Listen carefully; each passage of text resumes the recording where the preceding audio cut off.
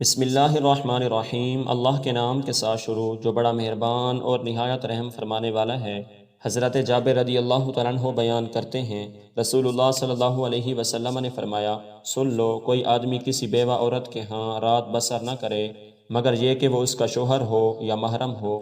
حضرت عقبہ بن عامر رضی اللہ تعالیٰ عنہ بیان کرتے ہیں، رسول اللہ صلی اللہ علیہ وسلم نے فرمایا، عورت کے پاس جانے سے بچو۔ کسی آدمی نے عرض کیا، اے اللہ تعالیٰ کے رسول، دیور کے بارے میں بتائیں۔ آپ صلی اللہ علیہ وسلم نے فرمایا، دیور تو موت ہے۔